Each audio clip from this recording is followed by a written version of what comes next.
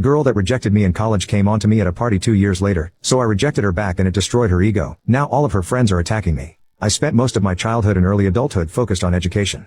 I'm not naturally gifted, so I had to focus and work hard as my parents encouraged me to. Things finally slowed down later during college and I found myself being more social. There was a girl, Nat, in my social circle whom I liked, so I asked her out. She laughed when I did, but she said it was just so unexpected and that's why she laughed. Still, it kinda stung my chest. She declined and said she wasn't dating at the moment. Spoiler alert, she was definitely dating, just not me. Regardless of the hurt from the rejection, I moved on and I got a good job out of my hometown, partly based on my good school performance and connections through internship. Two of the guys from work in their 30s, let's call them Tony and Steve, hung out with me a lot and got me to come out of my shell more.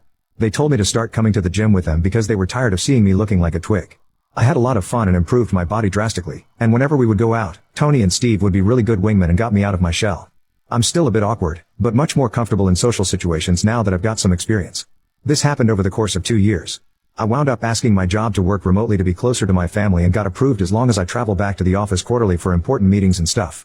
So now I'm back home again. A few weeks ago I went to the grocery store and I ran into Nat, the girl that rejected me in college. Turns out she's raising a kid on her own now and generally doing well for herself. We ran into each other again at a mutual friend's party later. This is when she asked when I was going to ask her out again. I said the thought hadn't really crossed my mind and she seemed offended. I said I'm not interested and thought that was that. I did kinda remove myself from the conversation quickly after that. Well, apparently that wasn't okay to do. Nat came and found me again and demanded to know why I'm not interested in her because, you were interested 2 years ago. I told her that was 2 whole years ago and she lied when she rejected me, so I haven't thought of her in that way ever since. She said a normal person would be over that and then said it's because she's a single mom, isn't it? I mean honestly, I have no interest in dating single mothers because I'm literally just now dating around. I don't want to have to deal with all the stuff that comes with a situation like that. But more to the point, I'm not attracted to Nat anymore. I just simply don't see her that way. Am I crazy here?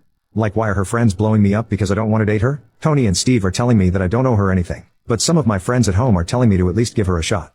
I haven't really talked to my parents about it, but my younger brother is saying I should try and my older sister is telling me to trust my gut. I just don't understand why or how this has to be such a big deal. Update 1. I spoke with my sister last night about what to do. I don't like the chaos of this situation. It's a lot of anxiety and I feel the need to resolve it. To that end, after much consideration and my sister's agreement, I reached out to Nat this morning and asked her if she would meet me for coffee tonight. I made it clear that this is not a date and it's just 2 friends trying to come to terms with each other, because I don't like all the messages and comments from her friends. Nat accepted pretty quickly and said she'd like to clear the air about some things. The fact that she apologized for any craziness does give me some hope that our talk later will be productive. Update 2. I met Nat for coffee at a local coffee shop last night. She showed up late, after I did, and said it was because of some childcare stuff she had to take care of. It turned out that her son's father is very much present in their lives, but just as a co-parent. The reason she is single is because co-parents are really all they can be together. They did not work well as a couple at all, but from Nat's own admission, her son's father is a very good dad. I said to Nat that these last couple weeks were very stressful for me because of her friends contacting me about her and that I'm sorry that she was offended or hurt by my saying no, but I'm not sorry for saying no. Nat stopped me and apologized herself. She said she didn't intend for any of that to happen. She just has some very loyal and passionate friends. She also said sorry for how she behaved at the party and gave me some very helpful context. Nat had just recently started dating again, and has not been having much luck. She expected as much, but she didn't expect people to be so uncaring about it. The last guy she met was quite cruel about her being used goods and harshly rejected her specifically for being a single mom. So that was fresh in her mind.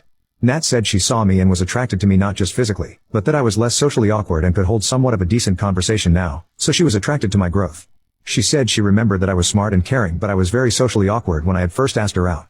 Nat was adamant that she did not mean to laugh. She was genuinely just surprised because she never suspected that I even thought of her that way to begin with. I do believe her on this front. It turned out that she was trying to flirt with me at the party, and when I rejected her, the negative emotions she had from the last rejection just took over and she reacted poorly.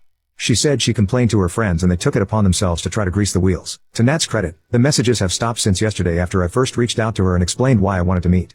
In retrospect, I think I may have overreacted too. I believe this because looking at some of the messages from her friends more objectively, it looks like they were just advocating for us to be together rather than attacking me for saying no, if that makes sense. No, we're still not dating and we're both okay with that. Though we did agree that if the opportunity presents itself down the line and the timing is right, one or both of us may gently try approaching the idea again.